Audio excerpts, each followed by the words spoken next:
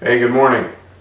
This is Scott from PioneerFoodStorage.com, and I was going to do a video on short-term, mid-term, and long-term food storage, but wanted to share with you preppers out there an experience that my wife and I had this past weekend, where we were challenged to come together and prepare meals using ingredients, basic ingredients from our food storage / pantry.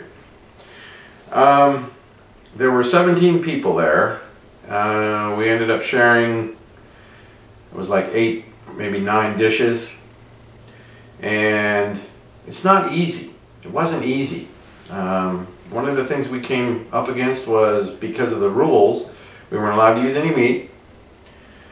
We weren't allowed to use any textured vegetable protein. The meals had to be healthy, and they had to at least have 1 or 2 ingredients from food storage. My wife and I, our choice happened to be beans. We used black beans, and we used freeze-dried corn, sweet corn. And from that we made a corn bean salad. It was really good. My wife outdid herself on that one. There was a black bean potato hash.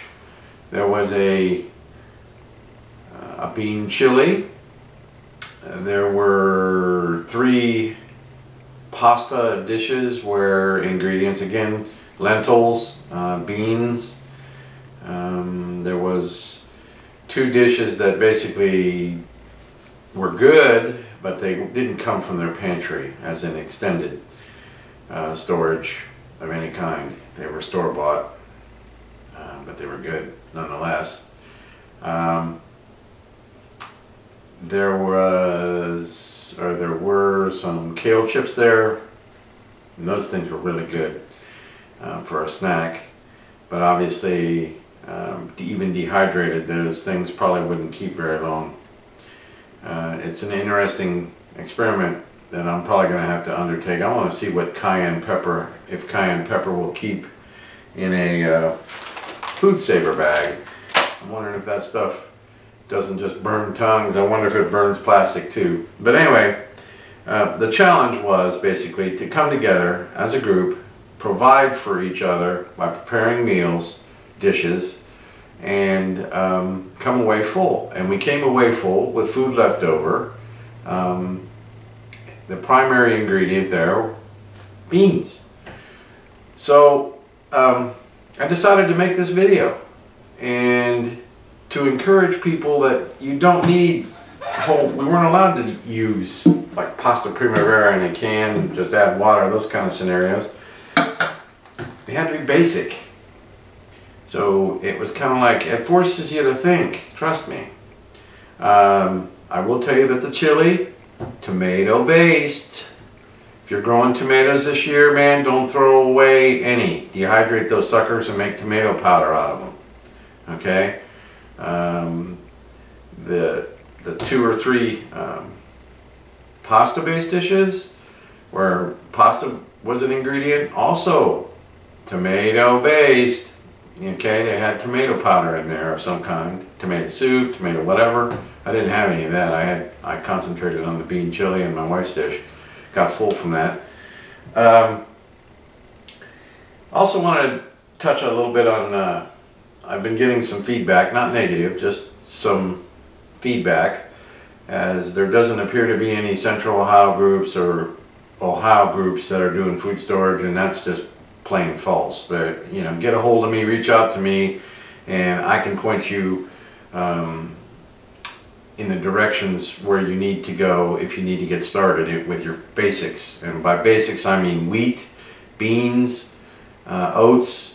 Those are the basics. My first video, you saw me extending the life of something that cost a lot of money. It came in a can. By using something that didn't cost a lot of money, like oats, I'm able to extend the life of what I have in the can versus, by at least 10 servings versus running out a little earlier, just by adding a staple ingredient that is good for you as well. Oats are good. Overall, I would say the experiment was with preparing the meal. The experiment was a success. But I will tell you, it will challenge the way you think. Understand that wheat is really good for you. It's not just wheat flour. You know, you can sprout those wheat berries, okay? And by sprouting those wheat berries, you're going to get up to 300% more vitamins than you would normally. Okay? Vitamin B being a big one there. Sprouted wheat berries, okay? You can grow wheat to replenish itself. And sprouting those berries and putting them on your breakfast cereal is another way of knowing whether or not, hey, if they don't sprout, then you know you got a batch of bad wheat, but that's not been the case. It's not an expensive staple. You know, I can walk right over here to the cabinet and pull out a small jar that we cycle through from time to time. We don't try to eat beans every day, because you can't do that and be healthy. Understanding what it takes to be healthy, that was another reason why I cut my foods with staples. Say you go and you buy something like that maple sugar cereal in my first video. You buy that and you look at the high content of sugars. That's per that serving size. By cutting that serving size down, okay, you're actually going to reduce, obviously, the amount of sugar you're getting. And what does that mean? Trust me, all right? It will help you in the long run by not doing as much sugar, all right? Especially if you're over 40, you know, and you're watching your weight or you're watching your sugars and so on and so on. And I realize what you guys are thinking, yeah, if I need to eat it, I'm going to eat it. And that's true. Okay, but if you take that cereal and just eat that cereal, it's like injecting sugar into your arm. It's got that much in it. I think it's 32 grams of sugar in there. So it's kind of like, keep that in mind. That cereal's a little rich standalone. Be thinking on how to use the staples that you can get. Okay, be thinking how to use those when you do your meal planning. And that's one of the things I'm all about and I'm all for, is showing people how to plan their meals and how to plan their food storage. This is Scott from PioneerFoodStorage.com. Reach out to me, Ohioans. I will help you. It's not always about the money. God bless.